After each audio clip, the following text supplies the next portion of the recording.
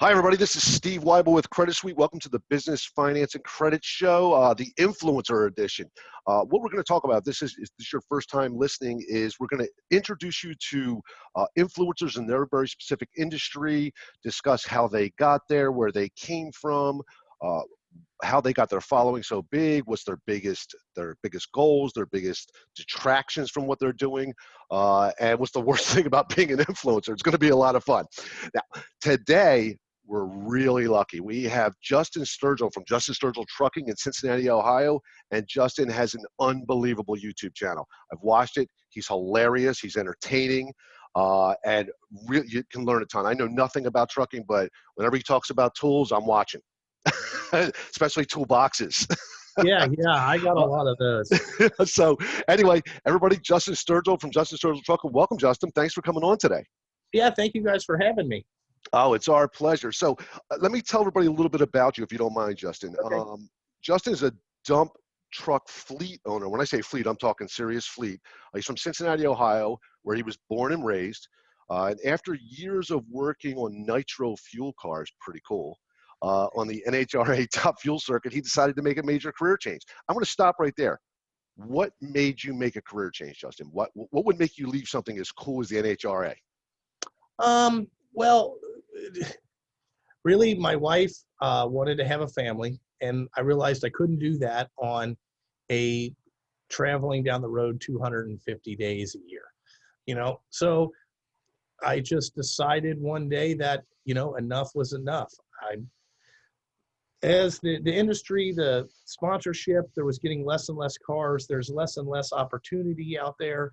It was becoming like, I felt like I needed to control my own destiny, if you get what I'm saying.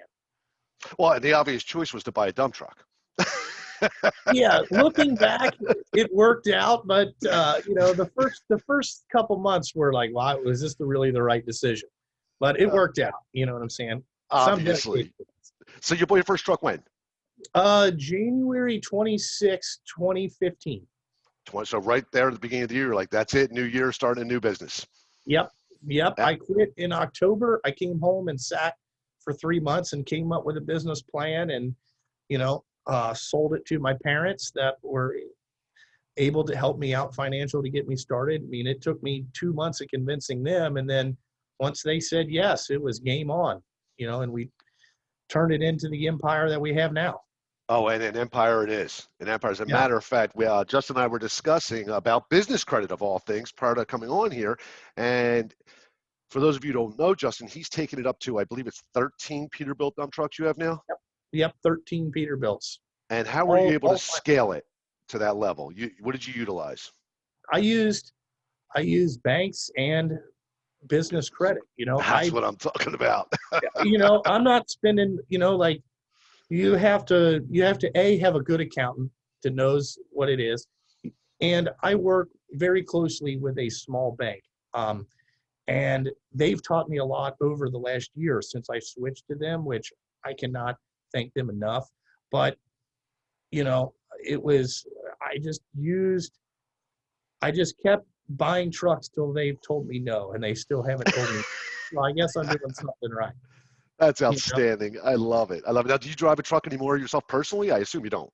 No, it is too much. After about 5 or 6 trucks, it's too much to run them 24 hours a day and then the stuff that breaks or the little minor problems we have, somebody has to fix it, and that's my job. Along with dispatching and hiring and doing all this other stuff, there's a lot to do in a day. You just can't be in the truck. So you get your hands dirty. You're out there working on them. Yeah, I'm the only mechanic here, yes. I have a service truck that I go out and I actually work for the bed manufacturer that makes the dump beds. I'm their point of service contact in the Cincinnati, Dayton, and Columbus area.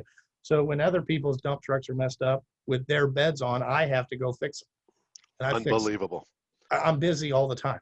Well, I have to tell you, that's a lesson for our listeners. Those of you who want to be influencers, how many subscribers do you have on a YouTube channel? I believe it's 30-some thousand? No, I got 48,000 or something like that. I don't really keep track because it's just a number. Sure. But it's a big number. So There's look, people that are bigger. here's how I see it. You've got 40,000 people following you on YouTube, and you're out there repairing dump trucks. See, Goes up here. I don't know what happened there. We just got suddenly, boom, we were gone. Yeah, no. So we'll edit that out. Don't worry about it. Okay. We're still recording. So you've got that many people following you. Yeah, you're out there getting your hands dirty. That's a real business owner. That's somebody who's dedicated to the success of their business. Yes. I'm a big infrastructure guy.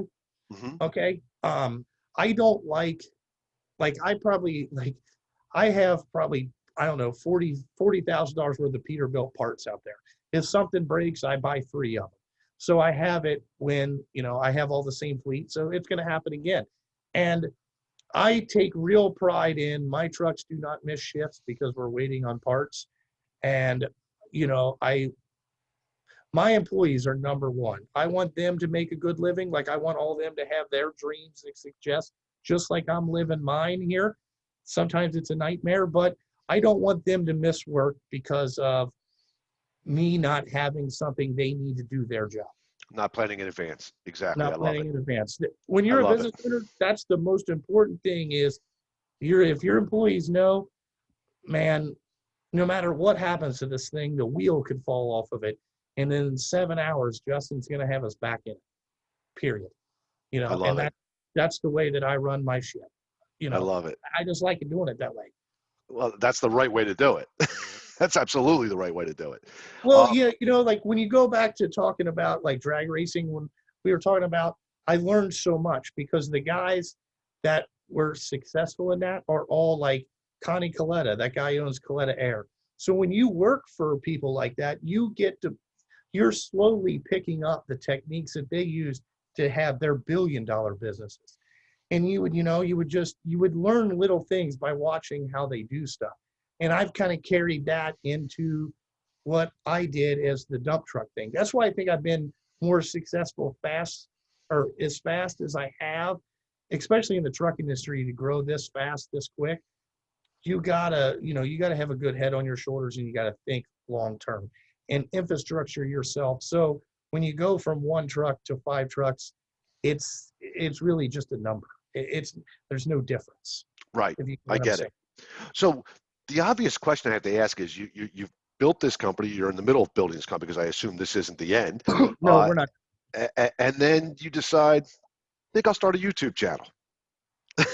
Well, I started it out of pure boredom. Okay. I started it in November. I watch a lot of YouTube. I don't watch terrestrial television anymore. I really like YouTube. And I thought, man, there's other people out there, making a little bit of money on YouTube and getting a following. I'll try it. And if I get 1 person to watch, I'll be excited. If I get, 1 million people to watch, to me, I started out of pure boredom. I was sitting here, the trucks weren't working. I just started filming what we do here every day. And it turned into what people know who I am. It's kind of weird. That's actually really cool. And now you're up to 40,000. You also have a Patreon account, right? Too? Yeah. There's not very many people on that, but gotcha. I don't push that type of stuff. I don't push on. Well, did you? I already know the answer, but I'm going to ask anyway for our listeners. You didn't expect to gain the massive following you got. No. When I first started, I told my wife, if I get 500 people to watch this, it would be something. And in a week, I had 500 people, and I'm like, man, there's got to be something to this. So I started looking, and I consider myself a pretty funny and entertaining guy. And I look at YouTube that if I don't want to watch the video, why would anybody else? So I try to keep it entertaining and do different stuff all the time, just to mix it up. I have to tell you, my wife hasn't watched regular TV in 2 years. Same thing. Got her an iPad. She watches YouTube. That's it. Yep. That's all she does. She loves it. I watch it that's how I fall asleep every night. Well, I have to ask you, first of all, what was the key, if you even know, I think I suspect, but what was the key to growing your tribe? How did you get to that level so quickly? I mean, that's not long at all.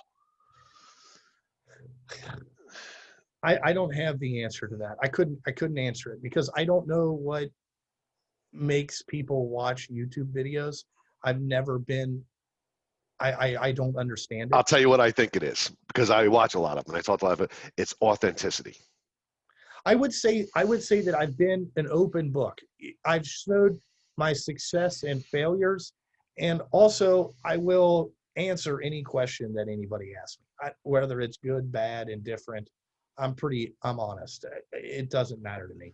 And I've watched a couple of your videos, and I have to tell you, I was laughing a couple of times. It's just, it was entertaining. And I know nothing about dump trucks. I know nothing about, but when you got into the toolboxes, I was dying. You were at a show and you were comparing prices on toolboxes and why would you buy that? It was so funny. Yeah, no, I mean, I'm pretty honest. Like again, and I look at it as a business owner. I look at all this as an investment. All right, so like I'm probably different than a normal guy, but I try to purvey that. Like, if you want to be successful, you got to hang out with successful people, Right. and 100%. you'll get there. Yeah, well, you've gotten there, or you're getting there, or I don't know what your I'm goals getting there. are. I say that I'm pretty humble. I've never said that I'm the greatest at anything. I say that I run a semi-successful dump truck business and, maybe a semi-successful YouTube channel. But other than that, I'm really not. I'm just some hillbilly from Cincinnati, Ohio. That's really all I am. I think it's a little more than that, but you know what? That brings up a great question, though. How do you manage to time-wise with both your platforms and your business? I mean, that's a lot of hours in a day. I mean, I know, and then on top of that, you just told us you're personally fixing vehicles. Yeah.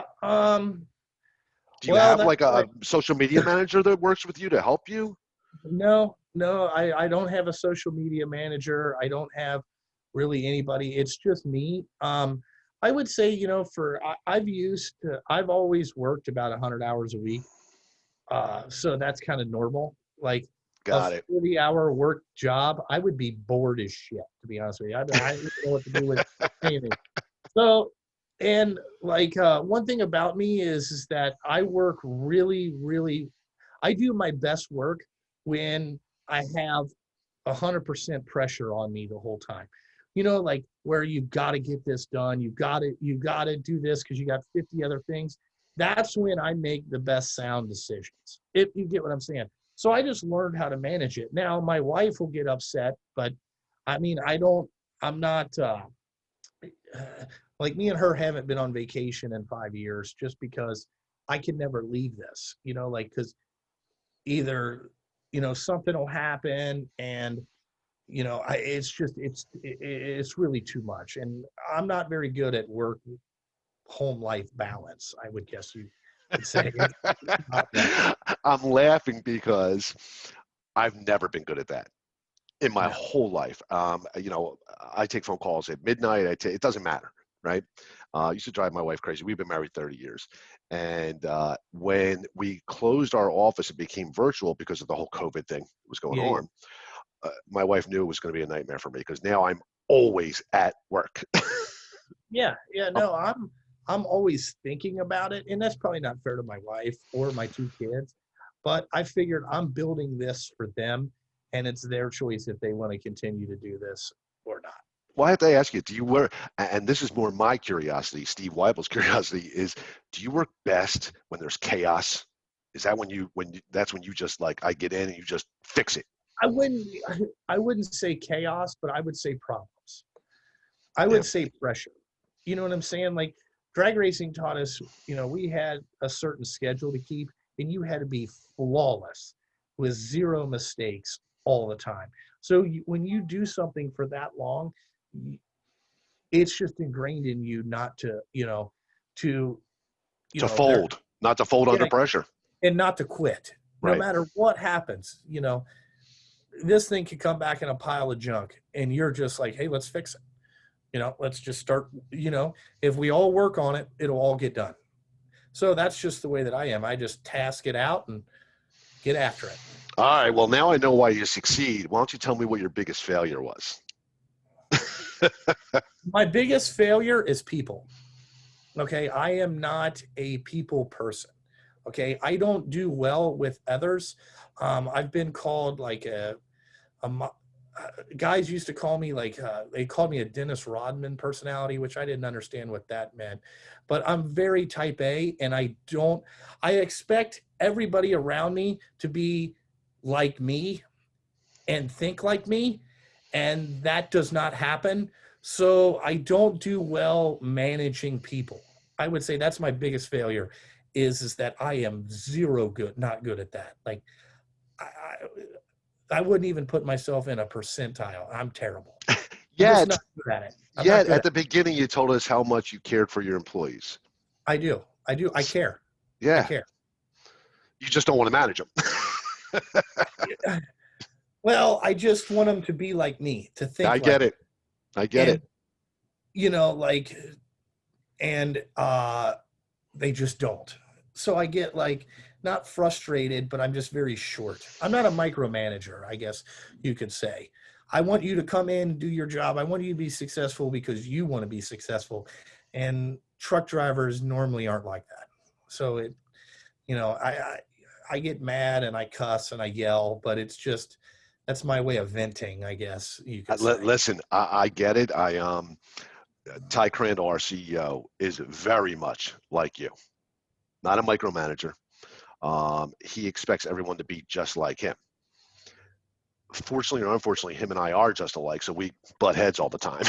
Yeah. Right. Yeah.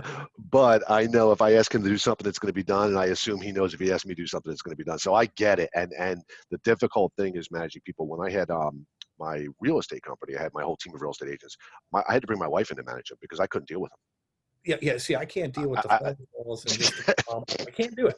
Like I get so aggravated because I'm like, do you realize that I worked at a place for 5 years and never took a day off? Like never. Like I would never even think about asking to take a day off. I'm like, I don't understand it. I don't understand it. It's like, do we have work to do? Work. You know? I suspect you're someone who, instead of telling somebody what to do, you just get frustrated and jump in and do it yourself. You know what? I'm just going to do it. Or I won't even ask you to help. I won't even ask you to help. I just feel like, just go to fuck home because I'm tired of dealing with it. I'll just fix it. Because I don't, you know, I first of all, I can't communicate greatest. Like I wouldn't be a good school teacher. I know how to do a lot of things, but I'm not a very good, you know, like shower, you know, Right. I'm just not a, you know, like, hey, and I don't have the patience to work through some people's issues. I just don't have it. It's gone. Well, I suspect that's why you are where you are, though. I highly suspect. And yet, ironically, you have one of the top YouTube channels. And I think that's because people see that authenticity. I really do. I think they see that, you know, you love doing what you're doing. Yes, I love doing what I'm doing. I would never change this. You know, I told my wife, like, man, I should have done this 10 years ago. And I just didn't have, I guess I just didn't have the, you know, like balls, I guess, to just throw it all on the line, you know. And like, you know, I'm all into this. And I think if anybody ever wanted to start a business or a YouTube channel or any type anything, I'm a kind of guy that either you're 100% in or you're 100% out. There's no 50-50. You can't do either. You got to do this 100% of the time and think about it and get successful. Then you can start mixing in 50-50 stuff. You know, you can kind of mail some stuff in. But I'm a firm believer in, if you're going to do something, it's 100%. Do it 100% the best way you know how to do it, or don't do it at all. Don't do it at all. Yeah, Just get out of the way, because it doesn't make any sense. I used to say to my employees, listen, you can't put one foot on the boat and leave one on the dock and stand there while the boat's floating away. You can't do it. Either you got to get on the boat or stay on the dock, but you can't do both. And let me tell you, with this trucking company, I'm all in. You know, I'm in the boat, you know, and I'm wearing concrete shoes. And that's where I'm at. Are you strictly local? Yes. Yes. You are. Okay. I was going to ask you about the Iowa 40 truck stop just because I happen to have been there once. I've been there once. When I raced, we drove across there. I've been to that thing. Yeah, that was, I got out there. We went out for a show because obviously I told you as business credit, we help a lot of truck drivers. Yeah. And we get out there and I took an Uber from the airport to the Iowa All 40 right. truck stop, right? Yes. Yeah. Yep. So I get there and I realized that the guy that came with me to help me had grabbed not my bag, but some woman's bag.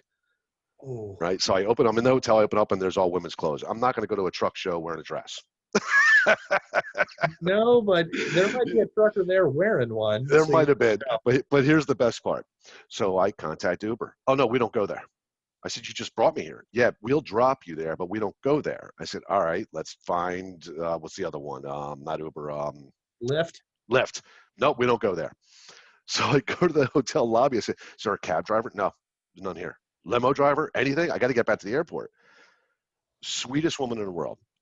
Hands me the keys to her minivan to drive back to the airport. I'll never forget this. Doesn't know me from Adam. I just checked in. Yeah. Gives me the keys to her minivan. Drive back down, get the bag back, get back there. And I had bought a TV to show our program to truck drivers, right? I bought one. You don't want to ship one out there, so just buy one. And when we leave, we like to donate to charity. Well, naturally, I left it at the front desk for her, but because I'd never even heard of anybody doing that before. Yeah, Never. no, I would probably do that if. Oh, I suspect you probably would. Here's the keys to the dump truck, Steve. Good luck. Yeah, here's the pickup truck. Whatever you need. I got to ask you, I think I already know the answer. When things get tough, and for all business owners it does, right? There's always going to be nobody hears about the valleys. They always hear about the mountains. They always talk about the mountains, but we know there's a lot more valleys than there are mountains. What keeps you going? What keeps you going when you're like, man, I just can't take another second of whatever that problem is you're dealing with? What keeps me going? I have a fear of, how would I say this? Renting an apartment and having nothing. So I have a fear of failure. Like my parents helped me out to start this. And I think every day that if I fail, I'm still letting my parents down. I'm letting my wife down. And I'm letting these 20 guys that work for me, these 20, I got women too, or these my employees, I'm letting them down. I failed. They trusted their livelihood in my hands and I screwed it up. So that keeps me going. I don't like to fail at anything. I want to win every time. And I believe that. And I think my audience believes that too. I like to win at everything. I'm ultra competitive. Well, remind me not to play golf with you or bowling or whatever your sport of choice is. Golf is my sport of choice. And yes, I will, we're in a heated competition to win our golf league this year. And I'm like dedicated. Like psychotic. Yeah. Yeah, I 100% relate to that. I picked up golf at 40 years old. Now I'm 54 now. Yes. And I decided I'm not going to be a hacker. So I got my real estate office right next to a golf course, right? And I hit 3 large buckets a day every day for 5 years. Did you get good? 600. I went down to a 2. There you go. Now I'm not a 2 anymore. I'm probably back up to a 15. But it was obsessive. I couldn't. It drove my wife nuts. She said, "Where are you going?" Golf course. Golf course. Golf course. Yeah, but business and golf go hand in hand, though. Like I've made some pretty good deals golf. Absolutely. I landed my biggest account. I used to have Blue Cross Blue Shield as an account. I landed them on the golf course. Yeah. Just met a guy at a tournament of all things. We just got paired up. Yeah. You have no idea. And on top of that, and I heard this years ago when I was a kid, and I'm sure you have too. You want to know what somebody's like in business? Golf with them. Because Really? they'll tell you who they are. Sure, if they cheat, right? They don't keep their score accurate. They move their ball. They're going to tell you who they are. They can't help themselves, right? Yeah. They get really angry. They throw their clubs. They get whatever it is. You can see who somebody is on the golf course more than any other place, in my opinion. Yeah, I've never been a club thrower because they cost too much. Too much money, right? Like when you're out there playing with Mira freaking irons that are $3,000, you don't really throw those around too much, But I've never been one to destroy a lot of stuff. I like to keep it nice. No, you like to build. Yeah, I like to build. Exactly. So I got to ask you 2 questions. All right. 1, what's the best part of being an influencer? And I know you don't even call yourself an influencer, right? So I don't even know what that term is. That just means people follow you, and if you make suggestions, the odds are they'll probably listen. So what's the best part of that? That is a tough question because I really don't know. I don't want to. I really don't want to be an influencer. I just give my opinion, and man, I've see again. I'm not a pound my chest guy, so I All don't know. right, I will. Ladies and gentlemen, this is exactly why Justin is an influencer. It's exactly why, because he's not pounding his chest. He's real. Sorry, I'm putting you on the spot. All right. No, I mean, I just, like I don't, I think about, I guess being an influencer is, would I want somebody to help me point me in the right direction? There Right. you go. So like you can do this or you can do this. In the long run, this is where you want to go. So just get there right from the beginning. Don't bypass all this other stuff over here. Go right to where you want to be. You know what? It's funny. One of the questions I was going to ask you is what legacy did you want to impart on your audience? I think you just said it. I think that's exactly, you want to show them what you've done, how you got to where you are, right? Yeah. And have them avoid maybe some of the mistakes you made. Yeah. Yeah. I would say that would be my legacy. I want to, I want people to say, hey, Justin, when people know me, I get called an asshole a lot, but deep down, I really try to help a lot of people. I just want them to, do it my way, not anybody else's way. I don't know how to say that, but like, listen, like I remember we hired this young kid, and the guy was like, he didn't understand why I wanted to do everything my way. And I said, listen, okay, fine, you do it your way, and I'm going to give you the results of your way compared to my way. And if you want to do it your way, these are going to be your results. And then he did it his way, and the results are exactly like what he thought. And he goes, oh, okay. And I said, listen, I already thought of your way, everybody else's way. This is the fastest and best way to do it. Okay, so let's not fucking get focused on this shit. Just do it this way, and it's gonna be easier in the long run. Just do it that way. It's simple. And I think this is why you have so many followers on YouTube. I love just that little segment right there. Probably. Now I have to ask you, what's the worst thing about having that many followers on YouTube? What I'm assuming it's the trolls. Well, I call them the he hates me's. Yes. Okay. And I don't like the trolls are terrible. I've kind of got used to them. I don't really give a shit what they say, but when they call and threaten to kill your family and they're going to do this and that, and then they email like places that you work at and harass them, that is when it kind of gets over the line. And it's really just because 90% of trolls are jealous of where you're at and they want to be there. They just don't have the tools or the focus to be successful. So they want to tear you down. They got to try to pick at you, which I really don't care. You know what I'm saying?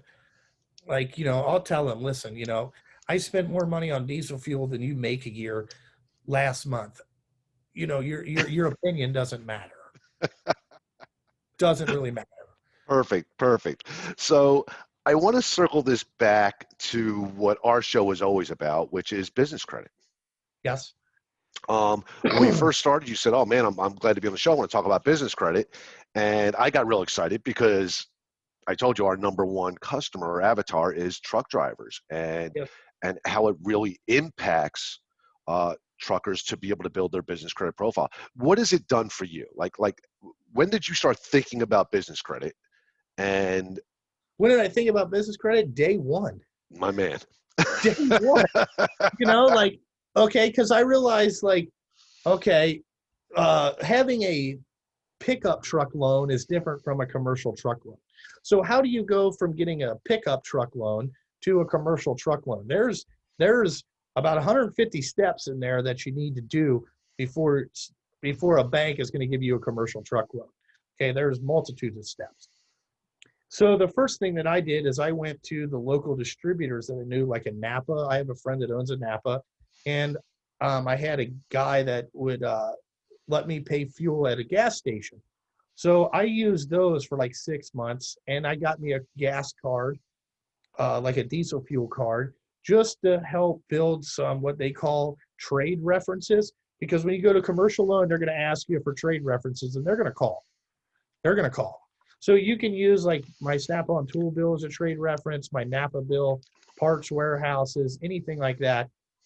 And, I just slowly build it up.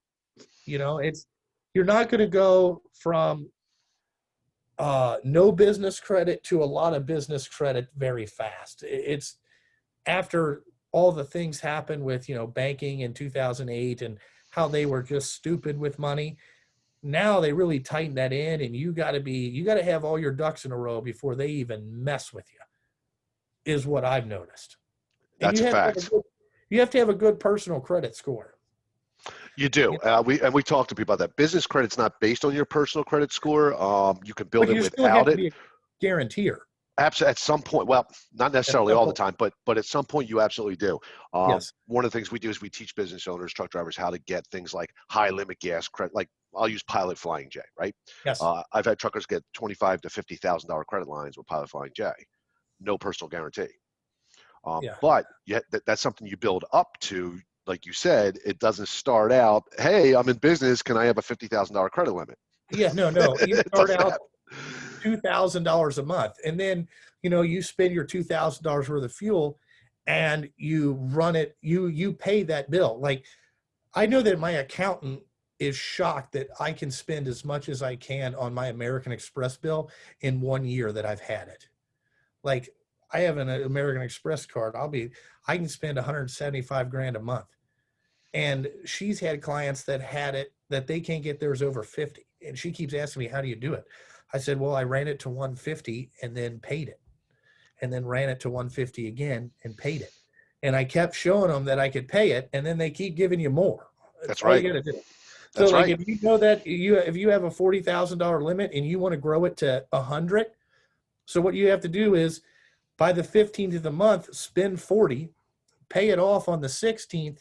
By the end of the cycle, spend another 40 and pay it off as the day that the cycle ends. And then they go, oh, okay. And then you can start asking for stuff. That's exactly right. You'll get it. It's exactly right. And very few people talk about that, but that's exactly right. It's the cycle that matters. If you have a $2,000 credit card limit and you spend $2,000 on it 5 times in 1 month and pay it off, the lender sees you as a $10,000 risk. So they're going to naturally increase your limit. It was brilliant what you did. Not very many people know that. Yeah, no, I know how to play the game. It's a game, and I look at it as a challenge. I had some difficulties trying to finance trucks.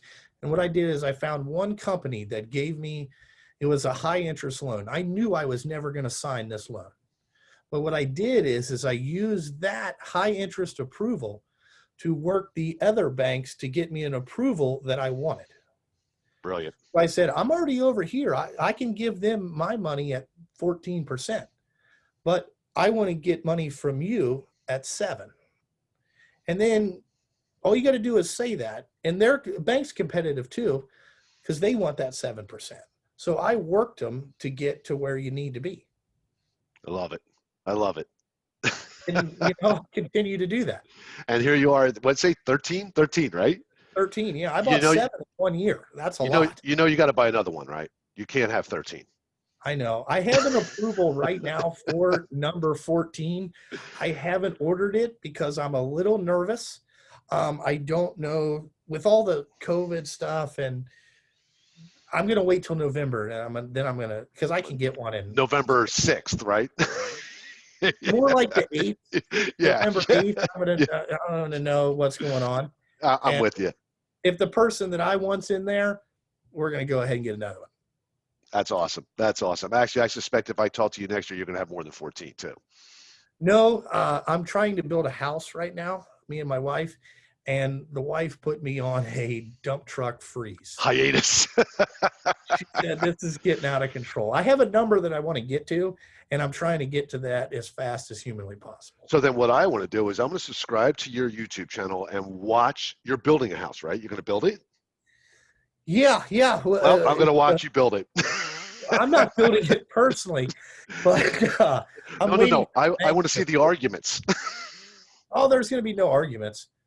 My wife will get whatever she wants Oh, because brilliant.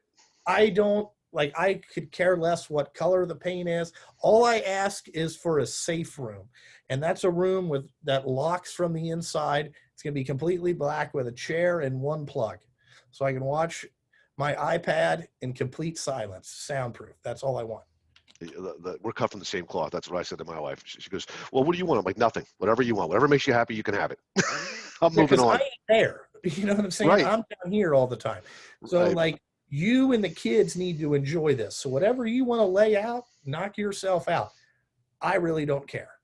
If you want to paint the walls 9 different colors, your problem, not mine. Well, if our listeners wanted to check out your YouTube channel, where would they go? They would just type in YouTube. You just type in Justin Sturgill Trucking, and I will pop up. There you go. It's Justin Sturgill, Sturgill Trucking. Yes, at Yahoo or at, well, that's my email address. That's your, well, we don't want to give out your email.